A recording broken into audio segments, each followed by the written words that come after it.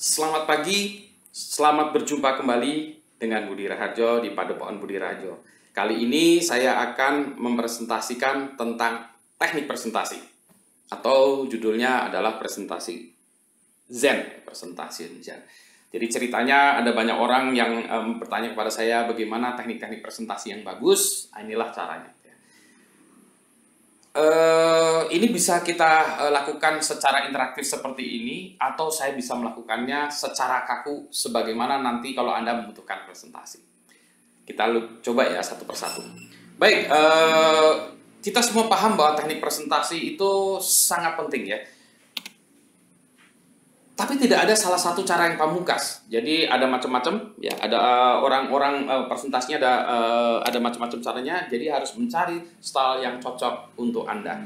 Nah, kebetulan kalau style saya adalah saya sebenarnya sukanya stand up comedian. Jadi seharusnya presentasi saya ini dimulai dengan lawaan ya. Tapi itulah sebabnya nanti Anda harus mencari style Anda yang cocok.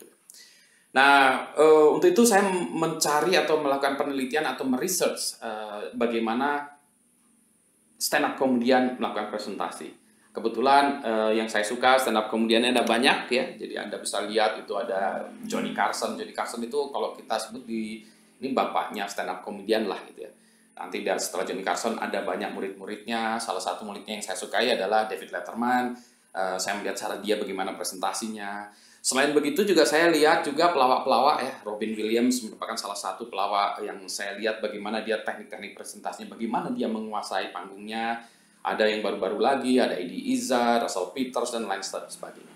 Tapi pada poin yang ingin saya sampaikan adalah begini, carilah orang atau panutan Anda yang cocok dengan cara Anda melakukan presentasi.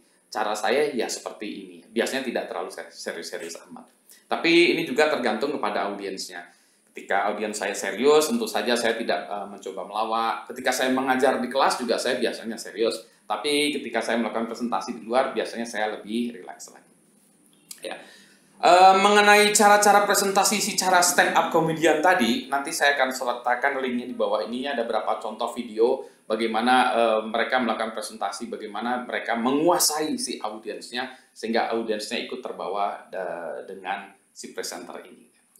Nah, tujuan dari presentasi itu tentu saja ada macam-macam. Ada yang mahasiswa presentasi ingin lulus dari ujian. Bagaimana caranya supaya penguji-penguji ini memberikan nilai A kepada saya? Ada juga startup yang melakukan pitching supaya dia mendapat pendanaan. Bagaimana supaya para orang-orang ini akan memberikan pendanaan kepada saya?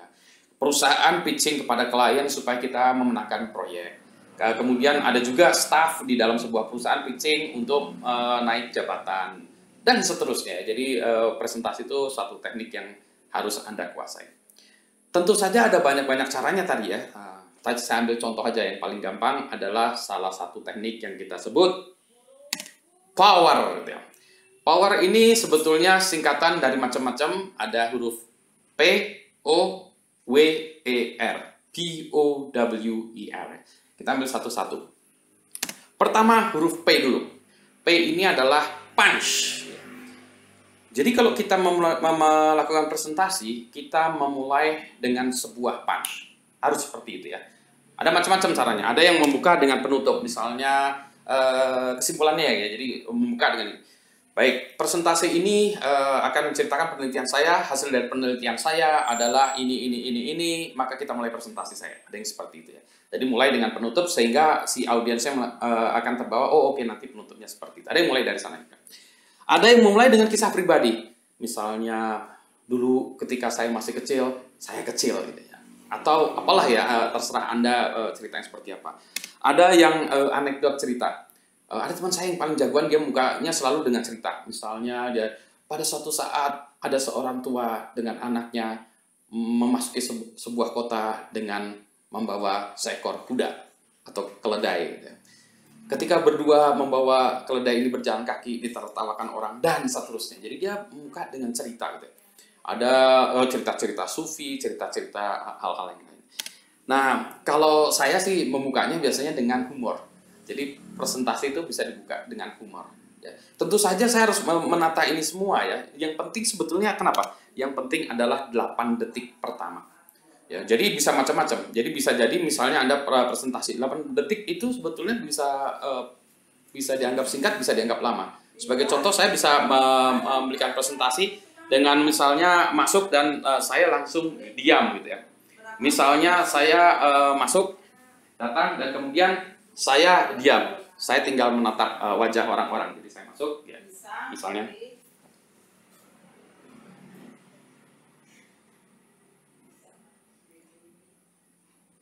Wah, itu luar biasa ya. Dibutuhkan keberanian yang luar biasa untuk melakukan itu. Tujuannya apa? Anda ingin menarik perhatian dari si audiensnya. Gitu. Jadi audiensnya fokus pada Anda. Oh, oke. Saya ingin mendengar apa yang akan dia katakan sekarang. Gitu. Jadi itu yang lebih utamanya. Gitu. Jadi kalau saya tadi cerita dengan lawan, gitu mulai baik gitu ya, melawak gitu. Nah itu dia yang susahnya dengan lawaan itu.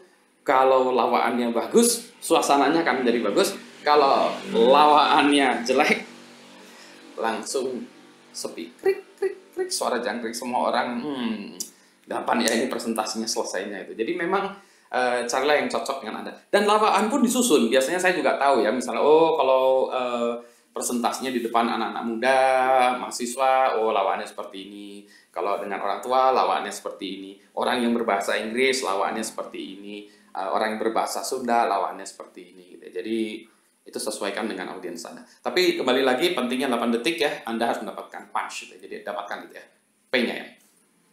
Itu P. Yang kedua adalah O ya, P-O-W-E-R, P-O-W-E-R. O-nya adalah oneness. Oneness itu maksudnya apa? Tema tunggal. Jadi kalau Anda ingin bercerita, Anda harus dalam kepala Anda tuh Anda sudah memiliki sebuah tema yang ingin Anda angkat. Seringkali banyak mahasiswa umumnya kalau presentasi dia cerita tentang penelitiannya, tugas akhir, skripsi, tesis, disertasi, dia akan cerita 17 topik gitu ya. Semuanya penting Pak. Oh, tidak ada itu ya. Presentasi hanya ada satu topik. Atau paling banyak 3. Kalau kita perhatikan nih, kalau Steve Jobs presentasi biasanya dia ada 3 topik. Biasanya dia memperkenalkan satu produk kedua, dan selalu yang 3 jadi gini. By the way, kami punya iPhone. By the way, kami punya iPod dan seterusnya. Jadi maksimum 3 ya. Tapi oneness ini tuh, tema tunggal itu merupakan hal yang penting. Jadi semua diarahkan ke sana. Ada macam-macam cara tema tunggal. Ada yang orang mengatakannya roket gitu. Jadi ada tema tunggal, kemudian ada tema-tema lain yang pendukungnya seperti roket gitu. Ada yang tema tunggal itu disebutnya seperti kalung. Kita rangkai semuanya jadi kalung. Misalnya Anda ingin bercerita tentang topik beasiswa gitu ya. Anda cerita langsung, baik, beasiswa itu sangat dibutuhkan oleh mahasiswa karena mahasiswa bergantung pada beasiswa. Oleh sebab itu, maka pentingnya perusahaan atau pemerintah berikan beasiswa. Karena pada dasarnya beasiswa dan seterusnya. Jadi beasiswa itu mutar ya. Ada orang-orang yang pandai merangkai kata seperti itu ya. Tapi semuanya itu menunjukkan satu tema tunggal ya. Jadi lagi-lagi tema kalau bisa tunggal. Tadi ya, tema misalnya Anda penelitian apa tuh, poin apa yang paling penting, itulah yang diangkat. Ya, tidak usah yang lain-lainnya. Yang penting Anda lulus, Anda mendapat nilai baik.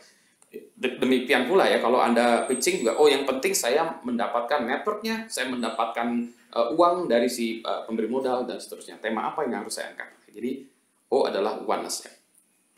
Yang ketiga, P-O-W, window. Ya. Window itu maksudnya apa? Nah, dalam presentasi sebetulnya kita membutuhkan jeda. Window itu jeda. Jadi kalau saya memberikan satu bukti untuk memberikan jeda ya tadi ya. Jadi misalnya saya presentasi gini. Nah, kita bisa berikan contoh bukti ya. Kenapa demikian? Karena atensi dari manusia itu hanya sebetulnya 18 menit. Jadi yang susah itu kalau saya ngajar 45 menit atau 50 menit. Nah, susah nih ya. 18 menit ini adalah teorinya. Sehingga kalau Anda presentasi, jangan sampai lebih dari 18 menit. Jadi kalau presentasi Anda belum selesai, berhentilah 18 menit itu. Saya tahu ada mahasiswa yang presentasinya lama banget. Saya sudah memberikan instruksi, memberitahu, ini presentasinya nanti jangan sampai lebih dari 18 menit ya, 17 menit gitu ya. Si mahasiswa itu presentasi aja terus. Saya udah di belakang, dia bilang, gitu. Mahasiswanya tetap aja presentasi. Itu dia nggak lihat bahwa dosen yang satu udah mainan handphone, yang satu udah teleponan, yang satu udah tewas, terkapar gitu ya. Iya itu tadi ya, 18 menit ya. Make sure pastikan 18 menit jeda. Gimana kalau nggak ada contoh, nggak ada bukti?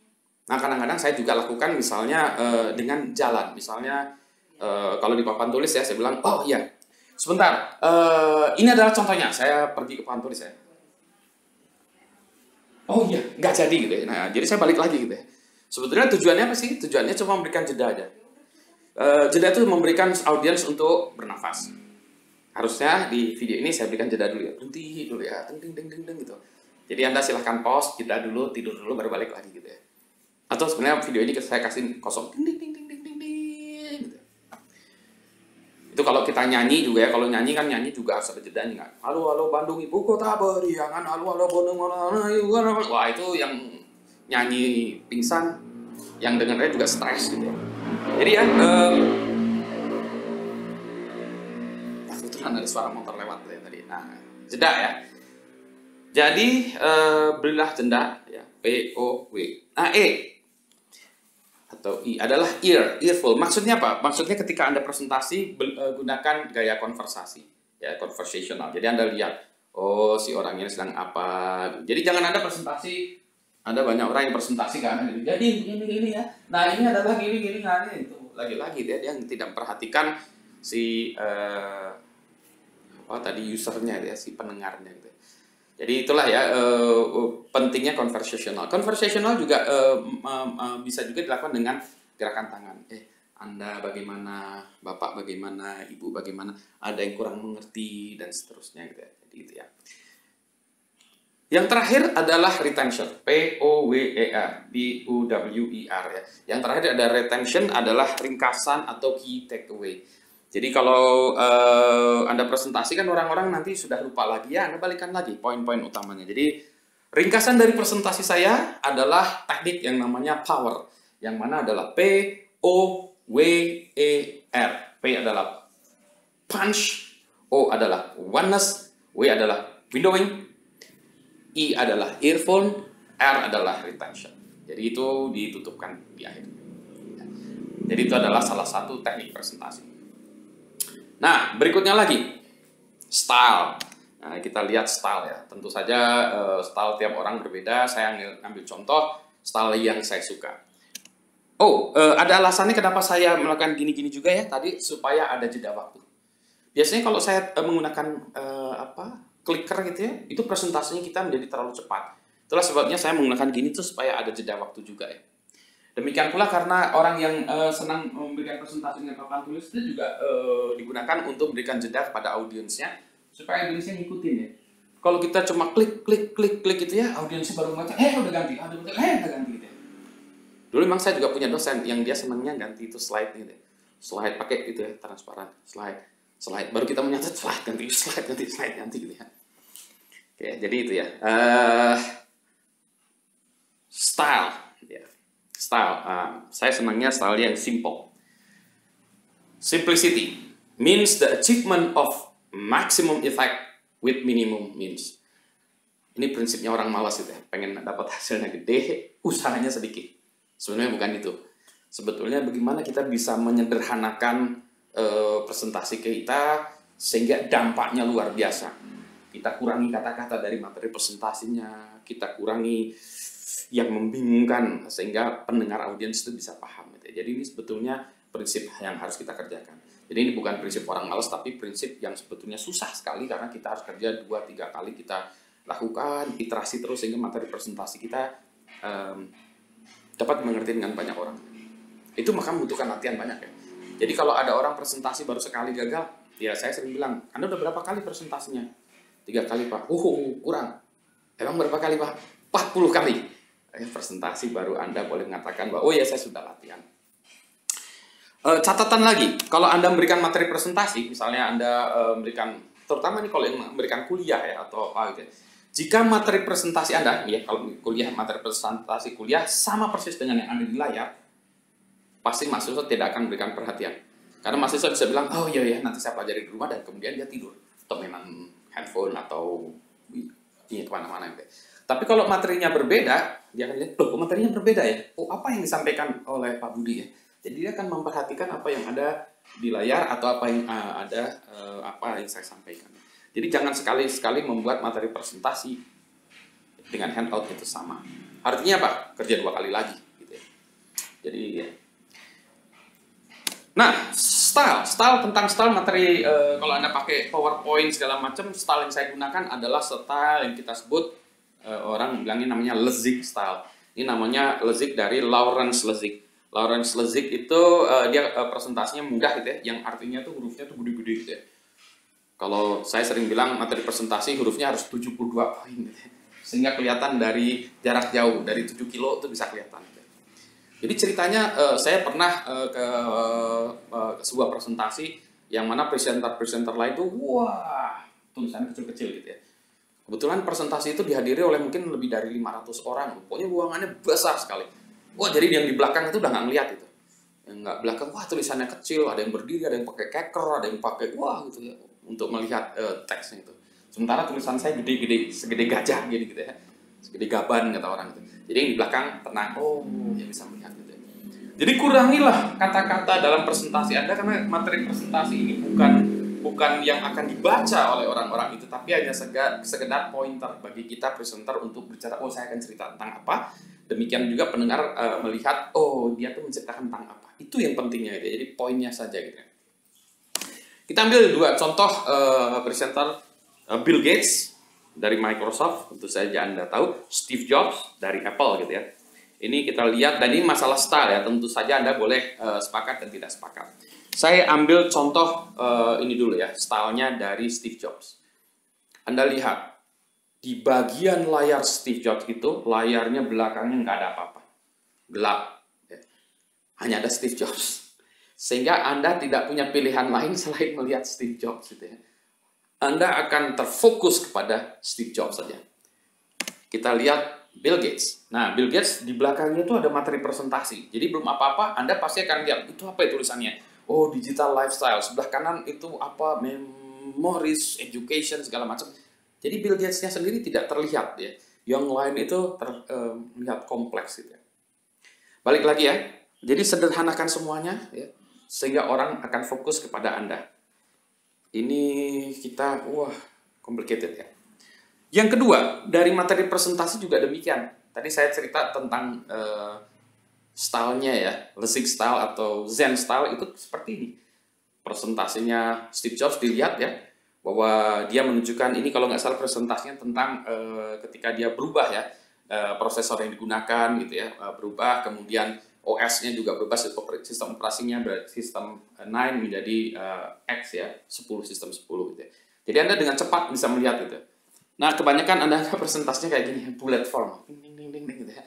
Jadi Anda belum apa-apa udah sibuk membaca itu dan tidak memperhatikan orangnya. Padahal justru orang-orang itu harus memperhatikan kita. Berikutnya lagi yang lebih penting lagi adalah tangan. Kalau Anda perhatikan ya, tangan Steve Jobs itu selalu begini, ya, memberikan solusi. Sementara tangan Bill Gates itu kayak gini ya. Ini menunjukkan, saya nggak tahu ya, agak ketakutan atau gimana ya, ini lagi ya, gini. Ini begini ya.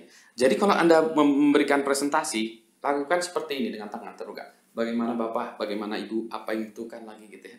Jadi tangan ini ternyata memberikan aksen ya. Saya juga baru tahu setelah pada suatu saat saya diwawancara dan kemudian juru fotonya bilang, Pak Budi tangannya gini sambil diwawancara. Jadi saya diwawancara ambil foto tuh kayak gini. Jadi gimana gitu? Jadi bagaimana pendapat Pak Budi? Pendapat saya adalah gini-gini gitu ya. Saya tidak mengerti ya. Tapi setelah saya lihat hasil fotonya memang luar biasa. Jadi tangan ini memberikan aksen ya. Jadi memang betul ya. Jadi gini. Jadi itu juga membutuhkan kebiasaan ya. Kalau Anda nggak biasa tentu saja bingung ya. Tangan mau ditaruh di mana gitu. Jadi gimana Bapak dan Ibu atau gitu ya. Atau tangan gini, atau yang kayak gini juga ya, atau tangan gini yang besar ada ngejago gitu ya. Jadi bagaimana Prabowo? Nah menurut saya itu adalah menunjuknya pakai kaki pula gitu ya. X langsung gitu ya, di X. Jadi tangan penting ya, Anda harus belajar bagaimana Bapak Ibu gitu ya. Berikutnya lagi sebetulnya positioning. Positioning itu kalau yang bagus sebetulnya secara entah kenapa ya, itu adalah sebelah kanan. Jadi itulah sebabnya saya presentasi sebelah kanan sini, tulisannya sebelah kiri. Ada orang yang bilang, wah kalau ini nunjuk dengan kanan kiri itu tidak sopan dan lain sebagainya. Tapi sebetulnya ternyata kalau kita lihat ya dari segi, nggak tahu ya, mungkin psikologis gitu ya. Jadi kalau sebelah kanan ini adalah solusi, sebelah kiri di sini adalah problem ya. Jadi kalau Anda berdua dengan teman Anda yang tidak tahu presentasi, maka Anda cepat-cepat ambil sebelah kanan sehingga teman Anda sebelah kiri dia masalah dan Anda solusi gitu ya. Teman Anda mikir, wah nunjuk pakai tangan kanan lebih baik ya, padahal dia lagi-lagi merupakan masalah, kita merupakan solusi. Jadi kita nilainya lebih baik daripada kawan Anda gitu. Demikian pula kalau Anda mengadakan acara juga buatlah setup seperti itu ya. Sebelah kanan pembicaranya, materinya ditaruh di tengah gitu ya. Jadi si pembicara bisa menunjukkan gitu. Jadi itu lebih menyenangkan gitu. Jadi nanti bisa dilihat-lihat lagi seperti itu ya teknik-tekniknya. Gitu ya. Nah, lagi-lagi ini adalah masalah style, tentu saja suka dan tidak suka. Ini adalah style yang saya anut. Materi presentasi saya juga seperti itu. Model-modelnya juga tadi dengan huruf-huruf yang sangat besar. Kemudian saya persingkat sehingga 18 menit sudah oke. Jadi pada suatu saat saya di presentasi ada banyak orang. Biasanya kalau presentasi itu saya selalu ditaruh di bagian akhir.